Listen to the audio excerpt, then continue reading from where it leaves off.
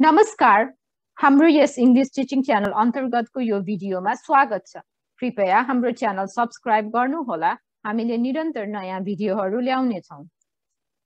आज हामी यस भिडियोमा नेपालमा सामान्यतया प्रयोग हुने जडीबुटी र मसलालाई अंग्रेजीमा के भनिन्छ भन्ने बारे सिक्ने छौं। जडीबुटीलाई अंग्रेजीमा हर्ब्स वा अर्ब्स भनिन्छ भने मसलालाई अंग्रेजीमा स्पाइसेस भनिन्छ। अब सुरु गरौं जडीबुटीबाट। जडीबुटीलाई अंग्रेजीमा हर्ब्स वा अर्ब्स भनिन्छ। ब्रिटिश अंग्रेजीमा जडीबुटीलाई हर्ब्स भनिन्छ भने अमेरिकन अंग्रेजीमा जडीबुटीलाई अर्ब्स भनिन्छ। अब सुरु गरौं तुलसीलाई अंग्रेजीमा के भनिन्छ भनेर। तुलसीलाई अंग्रेजीमा होली बेजल भनिन्छ। HOLY holy BASIL basil. यसलाई सँगै भन्नु पर्दा होली बेजल हुन्छ। त्यस्तै पुदिनालाई अंग्रेजीमा मिन्ट भनिन्छ। यसको स्पेलिङ चाहिँ MINT मिन्ट हो। अब हेरौं धनियालाई अंग्रेजीमा के भनिन्छ भनेर। धनियालाई अंग्रेजीमा सिलान्ट्रो वा कोरिएन्डर लिव्स भनिन्छ। अमेरिकन अंग्रेजीमा यसलाई सिलान्ट्रो भनिन्छ भने ब्रिटिश अंग्रेजीमा यसलाई कोरिएन्डर लिव्स भनिन्छ। CILANTRO सिलान्ट्रो हुन्छ। CORIANDER coriander LEAVES leaves. यसलाई सँगै भन्नु पर्दा कोरिएन्डर लिव्स हुन्छ। अब हेरौं सौंफलाई अंग्रेजीमा के भनिन्छ भनेर। सौंफलाई अंग्रेजीमा डिल भनिन्छ। DILL dill. त्यस्तै हेरौं अजमोदलाई अंग्रेजीमा के भनिन्छ भनेर। अजमोदलाई अंग्रेजीमा पार्सली भनिन्छ। PARSLEY parsley. अब हेरौं अमलालाई अंग्रेजीमा के भनिन्छ भनेर। अमलालाई अंग्रेजीमा गुजबेरी भनिन्छ। यसको स्पेलिङ हो GOOSEBERRY गुजबेरी।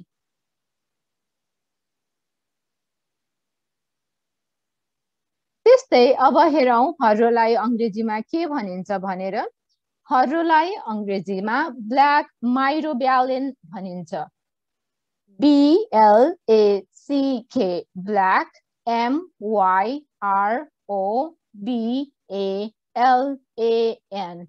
माइरोब्यालेन। यसलाई सँगै भन्नु पर्दा ब्ल्याक माइरोब्यालेन हुन्छ। त्यस्तै अब हेरौं बर्रोलाई अंग्रेजीमा के भनिन्छ भनेर। बर्रोलाई अंग्रेजीमा माइरोब्यालेन भनिन्छ। यसको स्पेलिङ हो MYROBALAN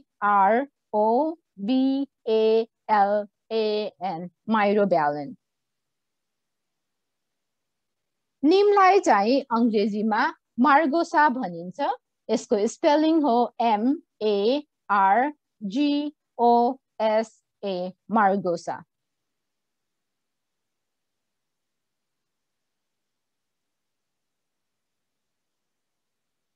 अघि भर्खरै हामीले नेपालमा प्रयोग हुने जडीबुटीहरूलाई अंग्रेजीमा के भनिन्छ भनेर हेर्यौं। अब हेरौं नेपालमा प्रयोग हुने मसलालाई अंग्रेजीमा के भनिन्छ भनेर। मसलालाई अंग्रेजीमा स्पाइसेस भनिन्छ। यसको स्पेलिङ हो SPICES स्पाइसेस। सुरु गरौं नुनबाट। नुनलाई अंग्रेजीमा सल्ट भनिन्छ। यसको स्पेलिङ हो SALT सल्ट।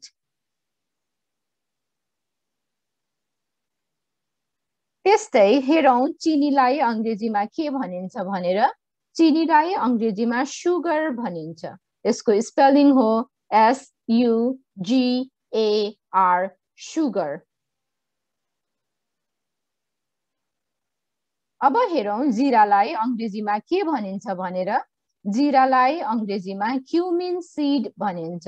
यसको स्पेलिङ हो CUMIN क्युमिन SEED seed। यसलाई सँगै भन्नु पर्दा क्युमिन सीड हुन्छ। त्यस्तै धनियालाई अंग्रेजीमा कोरिएन्डर सीड भनिन्छ। यसको स्पेलिङ हो CORIANDER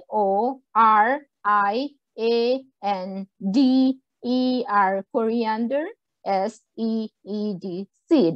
यसलाई सँगै भन्नु पर्दा कोरिएन्डर सीड हुन्छ। अब हेरौं ल्वाङलाई अंग्रेजीमा के भनिन्छ भनेर। ल्वाङलाई अंग्रेजीमा क्लोव्स भनिन्छ। यसको स्पेलिङ हो CLOVES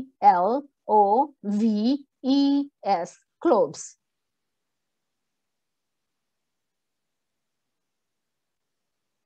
त्यस्तै ज्वानोलाई चाहिँ अंग्रेजीमा अजवाइन वा क्यारम सीड भनिन्छ।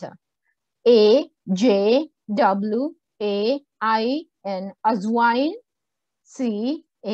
CAROM carrom SEED seed. यसलाई सँगै भन्नु पर्दा क्यारम सीड हुन्छ। भनेपछि हामी ज्वानोलाई अंग्रेजीमा अजवाइन वा क्यारम सीड भन्न सक्छौं। अब हेरौं हिङलाई अंग्रेजीमा के भनिन्छ भनेर। हिङलाई अंग्रेजीमा एस्फेटिडा भनिन्छ। यसको स्पेलिङ हो ASAFETIDA एस्फेटिडा।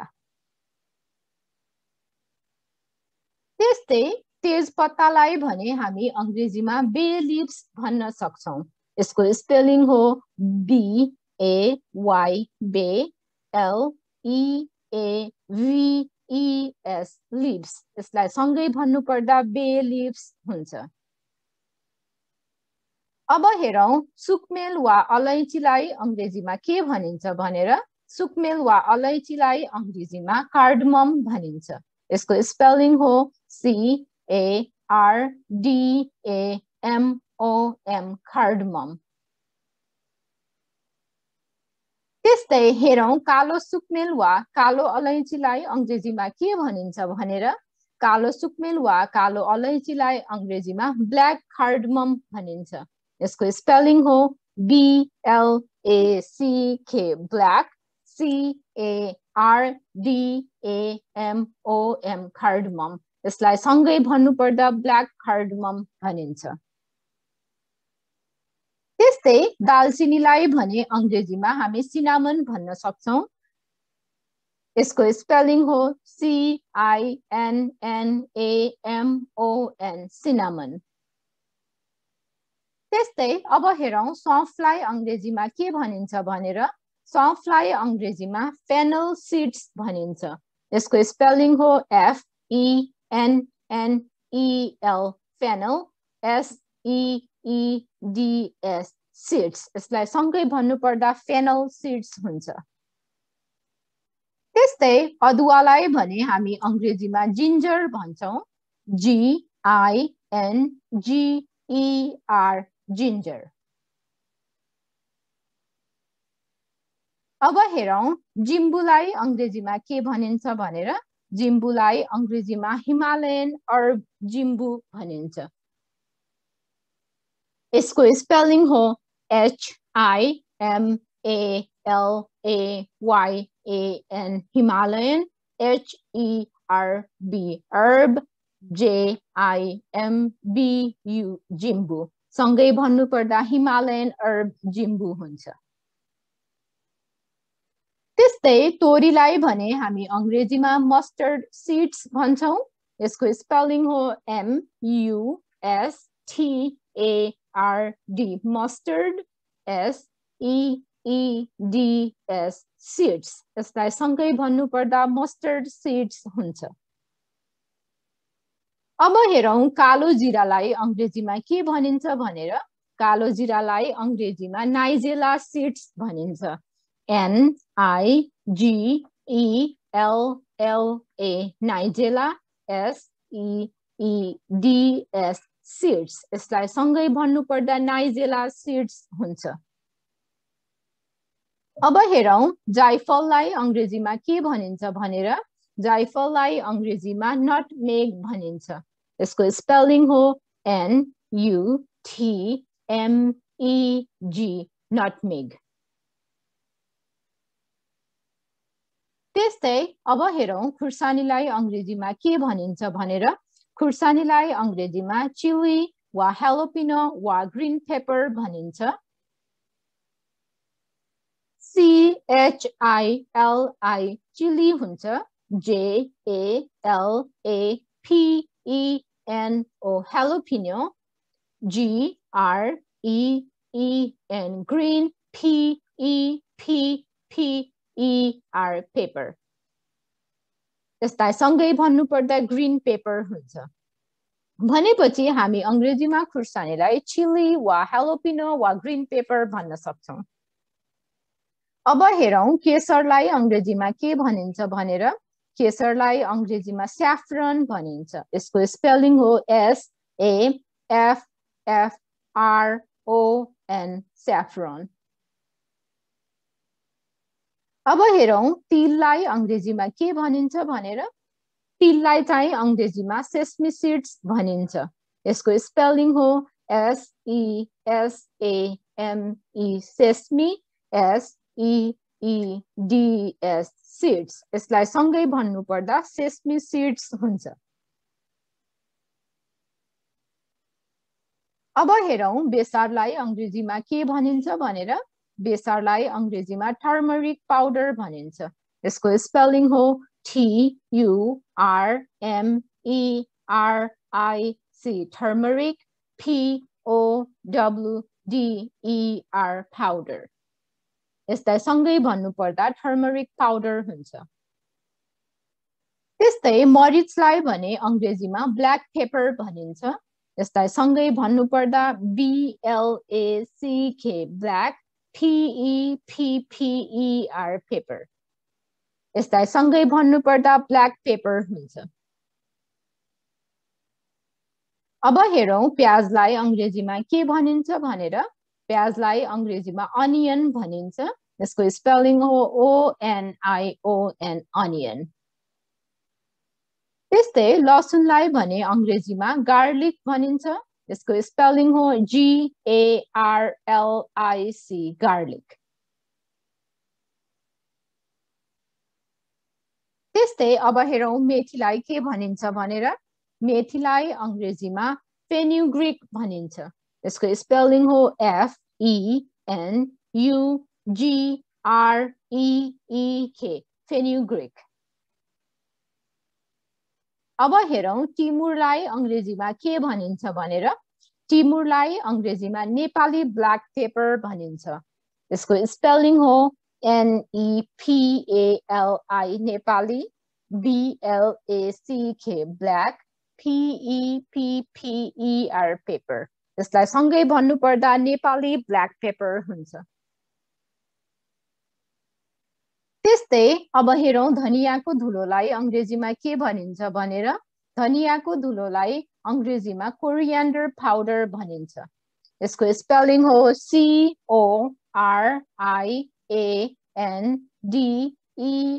Coriander POWDER powder.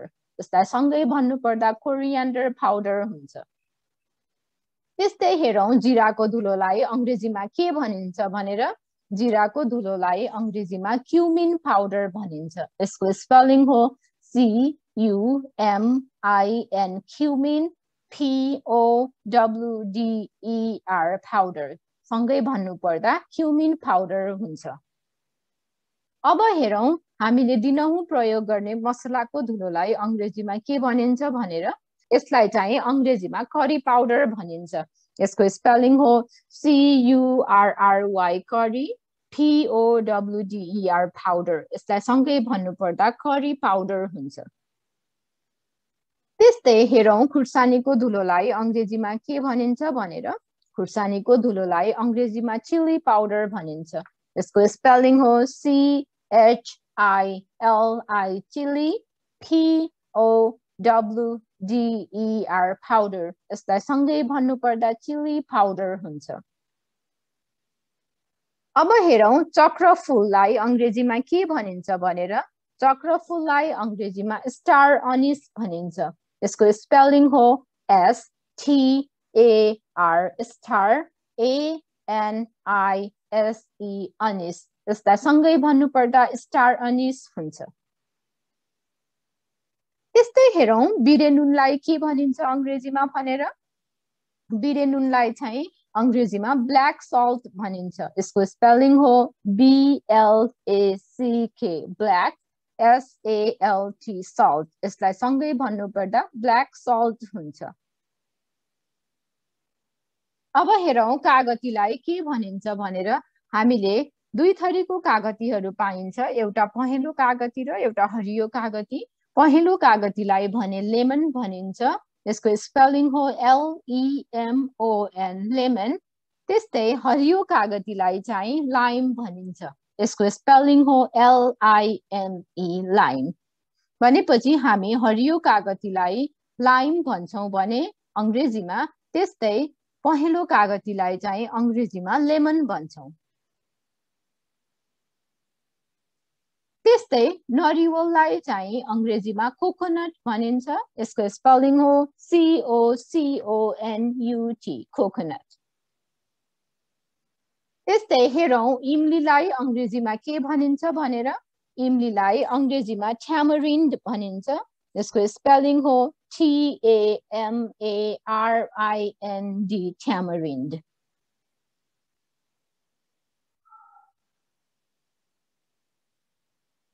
त्यस्तै हलेदोलाई अंग्रेजीमा टर्मरिक रूट भनिन्छ। यसको स्पेलिङ हो TURMERIC टर्मरिक ROOT रूट। यसलाई सँगै भन्नुपर्दा टर्मरिक रूट हुन्छ। अब हेरौं करी पत्तालाई अंग्रेजीमा के भनिन्छ भनेर। करी पत्तालाई अंग्रेजीमा करी लिव्स भनिन्छ। यसको स्पेलिङ हो CURRY करी LEAVES लिव्स। यसलाई सँगै भन्नुपर्दा करी लिव्स हुन्छ। अब हेरौं तिललाई अंग्रेजीमा के भनिन्छ भनेर। हामीले सामान्यतया बजारमा दुई थरीको तिल देखिन्छ, सेतो तिल र कालो तिल। तिललाई अंग्रेजीमा सेसमी सीड्स भनिन्छ। यसको स्पेलिङ हो SESAME सेसमी SEEDS सीड्स। यसलाई सँगै भन्नुपर्दा सेसमी सीड्स हुन्छ। कालो तिललाई ब्ल्याक सेसमी सीड्स भनिन्छ भने सेतो तिललाई व्हाइट सेसमी सीड्स भनिन्छ। भनेपछि हामी अगाडि ब्ल्याक र व्हाइट मात्रै जोड्छौं। त्यही भएर कालो देखिने तिललाई ब्ल्याक सेसमी सीड्स भनिन्छ भने सेतो देखिने तिललाई व्हाइट सेसमी सीड्स भनिन्छ। अब हेरौं आलसलाई अंग्रेजीमा के भनिन्छ भनेर। आलसलाई अंग्रेजीमा फ्ल्याक्स सीड्स भनिन्छ। यसको स्पेलिङ हो FLAX फ्ल्याक्स SEEDS सीड्स। यसलाई सँगै भन्नुपर्दा फ्ल्याक्स सीड्स हुन्छ। अब हेरौं अम्चुरलाई अंग्रेजीमा के भनिन्छ भनेर। अम्चुरलाई अंग्रेजीमा ड्राइड मैंगो भनिन्छ। यसको स्पेलिङ हो DRIED ड्राइड MANGO मैंगो। सँगै भन्नुपर्दा ड्राइड मैंगो हुन्छ। त्यस्तै हेरौं चुकलाई अंग्रेजीमा के भनिन्छ भनेर। चुकलाई अंग्रेजीमा कुक्ड लेमन जुस भनिन्छ। COOKED cooked LEMON lemon JUICE juice. यसलाई सँगै भन्नुपर्दा कुक्ड लेमन जुस हुन्छ। त्यस्तै सोडालाई अंग्रेजीमा बेकिङ सोडा भनिन्छ। यसको स्पेलिङ हो BAKING बेकिङ SODA सोडा। यसलाई सँगै भन्नुपर्दा बेकिङ सोडा हुन्छ। हेरौं घिउलाई अंग्रेजीमा के भनिन्छ भनेर। घिउलाई अंग्रेजीमा घी भनिन्छ। यसको स्पेलिङ हो GHEE घी। त्यस्तै हेरौं नरिवलको तेललाई अंग्रेजीमा के भनिन्छ भनेर। नरिवलको तेललाई चाहिँ अंग्रेजीमा कोकोनट ओइल भनिन्छ। यसको स्पेलिङ हो COCONUT कोकोनट OIL ओइल। यसलाई सँगै भन्नुपर्दा कोकोनट ओइल हुन्छ। अब हेरौं तोरीको तेललाई अंग्रेजीमा के भनिन्छ भनेर। तोरीको तेललाई अंग्रेजीमा मस्टर्ड ओइल भनिन्छ। MUSTARD mustard OIL oil mustard oil।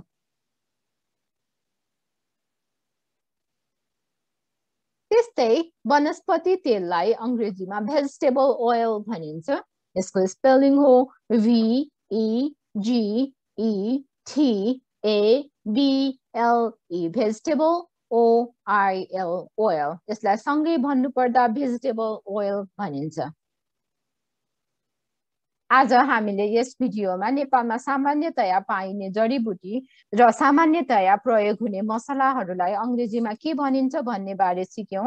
यदि हजुरहरूलाई त्यस्तो कुनै जडीबुटी वा मसलालाई अंग्रेजीमा के भनिन्छ भने जान्ने इच्छा छ भने कृपया कमेन्टमा लेख्नु होला।